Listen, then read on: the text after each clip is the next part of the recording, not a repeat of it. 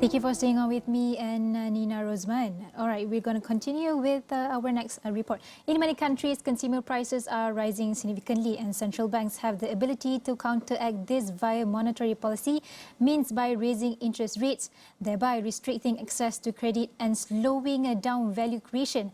As of early September this year, the majority of central banks worldwide had carried out rate hikes, some small and other rather large. 83 central banks globally have raised rates this year, and 7 central banks are going to hike soon. And on the average of 150 basis points have been raised by central banks, signaling inflation is serious in many economies. So with us, we have Shan Said, Chief Economist, Juwai IQI. Good morning, Shan. Good morning. All right, Shan, the first question. The way Fed has taken a hawkish stance, it seems the only way to curb inflation is to slow down the economic growth to get recession or a contraction, since the inflation remains elevated in many advanced economies.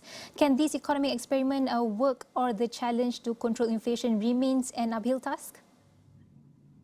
Yes, the way Fed is moving, and it looks many financial commentators and experts and analysts are expecting, the way Fed is moving, the economy is moving into recession by raising rates, by having a hawkish stance, as you rightly pointed out.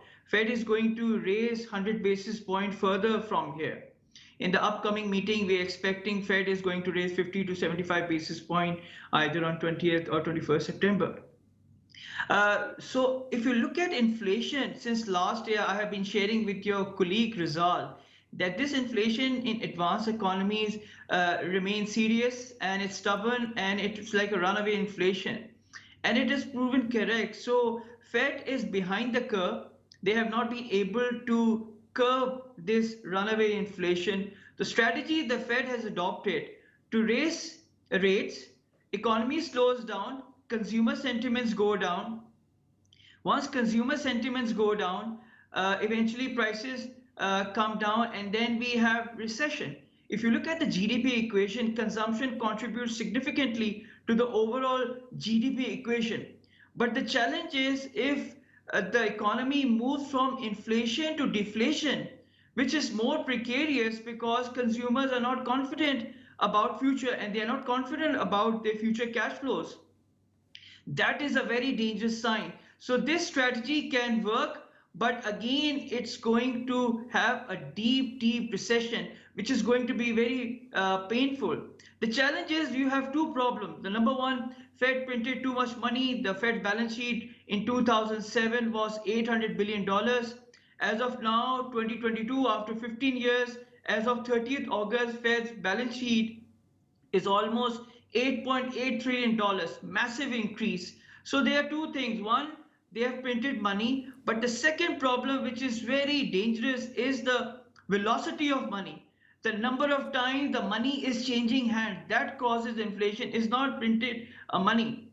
So in our April newsletter, we have already shared, we started off with stagflation. 2/5 of the global economy is either in stagflation or in recession. 1970s back, you move into recession, and then the economy can't take the pressure of higher interest rate, and then we move into QE 5 or 6, I don't know, I have lost count. So the way Fed is moving, we're expecting QE 5 to start or commence by second quarter next year. All right, Sean, I agree with you. I've also have lost count. But recently you've just mentioned that many investors are scared by the word of recession. But it's happening in many advanced economies like Europe, UK and USA by the first quarter. So the question is now, can we really hide from the reality right now?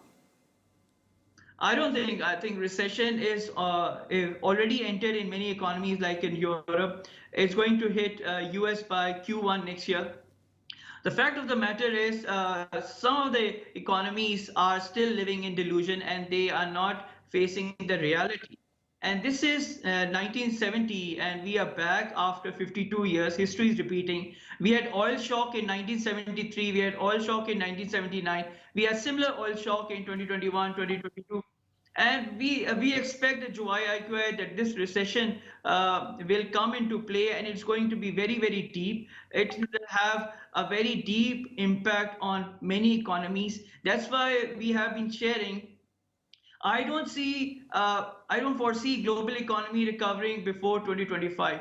Every policy lever that the central banks they take, it takes good 12 to 15 months for that policy lever to make an impact and to bring down inflation. So this inflation is serious. Economies are in recession. So whether we like it or not, many economies either will have zero growth or will have very slow growth in the next 3 to 5 years.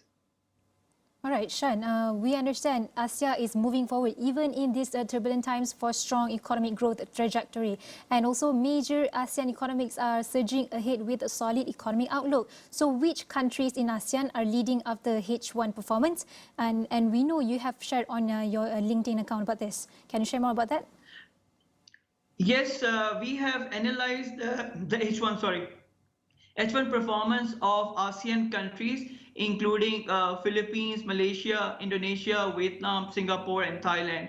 And you'll be surprised, H1 performance, Philippines is leading from the front with 7.8% GDP growth is on the basis of the average of first 2 quarter G. Malaysia is number 2 with 6.95, followed by Vietnam at 6.39. Followed by Indonesia at 5.23, Singapore at 4.1, and Thailand at 2.4. The top 4 economies contribute 81% of the total ASEAN population. So the game has boiled down to demographic. Wherever the demographic Hi, Shan. wherever the demographic is high, the population is strong. We expect the GDP growth of those economies to stay much stronger. So finally, Shan, some people are viewing the BNM should not raise rate of the OPR at 2.5% as it too high. So what's your opinion as a financial market commenter? Has Bank Negara Malaysia has made the right decision? Your comment, please. Yes, I think Bank Negara has made the right call. At the start of the program, you mentioned 83 central banks have already raised rates, and many are going to raise rates soon. So I think Bank Negara has made the right call, taking into account the inflation will show its head, and this is the right move to make. All the global banks are doing. So in my opinion, Bank Negara has made a sagacious call. All right. All right, thank you so much, Shan Said, the Chief Economist, Juwai IQI, for your delightful insight just now.